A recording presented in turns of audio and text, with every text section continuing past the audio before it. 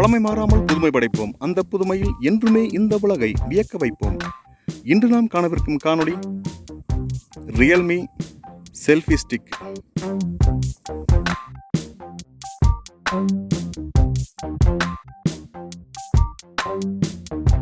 வழக்கம் போல தான் இந்த மாதிரி ஒரு பேப்பரில் வச்சு நல்லா பேக் பண்ணி கொடுத்துருக்காங்க.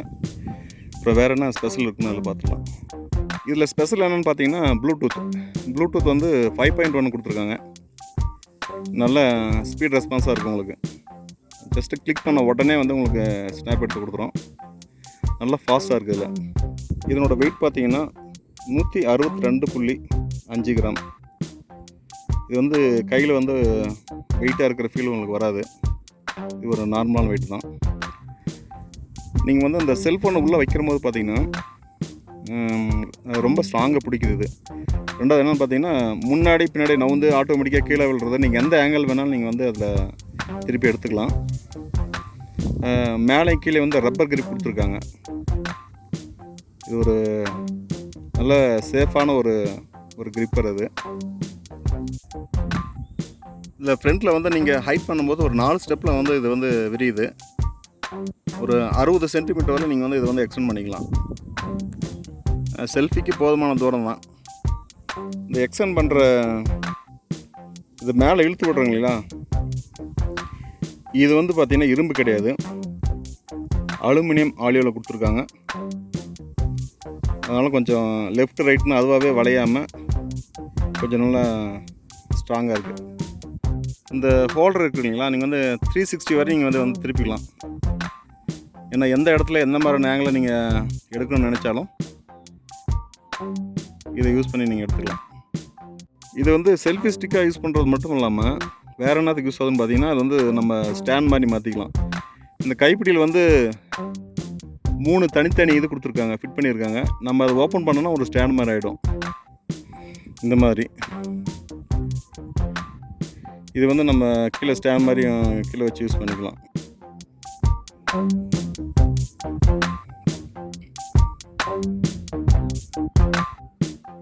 நல்ல சமமாக இருக்கிற இடத்துல தான் வைக்க முடியாது. கீழே வந்து பார்த்தீங்கன்னாக்கா அது ஏதாவது மேஜை மேலே அந்த மாதிரி வச்சினாலும் நழுவாது.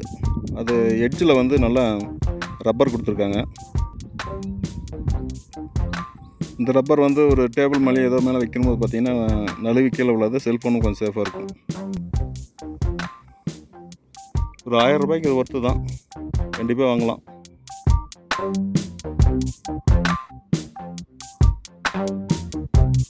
ஸ்டாண்ட் மாதிரி விரிஞ்சிருக்கீங்களா, அது மட்டும் பிளாஸ்டிக்கு. மேலே வந்து நம்ம எக்ஸ்டெண்ட் பண்ணுற எல்லாமே பார்த்திங்கன்னா ஸ்டீலில் தான் இருக்குது.